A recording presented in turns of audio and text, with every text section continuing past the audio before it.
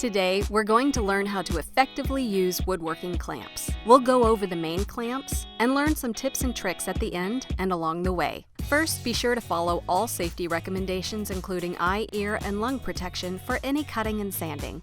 Ratcheting clamps are my most used clamp in the shop. These are also called bar clamps or trigger clamps. I love these because you can use them one-handed and they work quickly and easily to hold my wood in place for cutting, sanding, drilling, routing, or screwing. Some ratcheting clamps even allow you to reverse the pads and use them as a spreader. A pocket hole clamp is a pretty specific clamp, but if you do pocket hole joinery, invaluable. It allows you to hold one side of your wood through the hole while you screw in the other pocket holes. First, you drill your pocket holes, glue, and join one piece to another, and using your pocket hole clamp, hold your joint in place. Screw in the neighboring hole. Remove the clamp and screw in the other hole.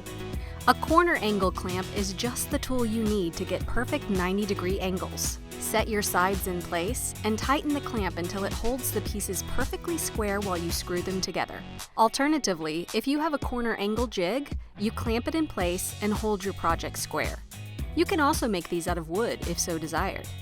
A band or strap clamp is great for irregular shaped projects or ones that are too big for your clamps. The band goes around your workpiece, threads into the other side of the clamp, and you ratchet it down tightly.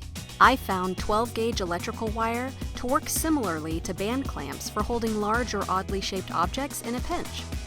Spring clamps are probably the most basic of clamps and shouldn't be used for larger objects or for holding down wood for heavy work like routing, but they're great for light work around the shop. Tiny spring clamps are good for holding small pieces of trim to wood while glue sets. You can hold drilling guides in place with a spring clamp, as well as hold up edge banding while you measure and cut. A bench vise can be particularly handy for round objects like dowels. Tighten the vise to your workbench and clamp down on your dowel for steady cutting, sanding, or drilling.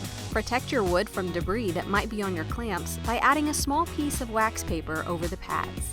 You can fight gravity by tacking your wood in place with a brad or pin nailer before screwing it in. Visit FamilyHandyman.com for even more DIY ideas.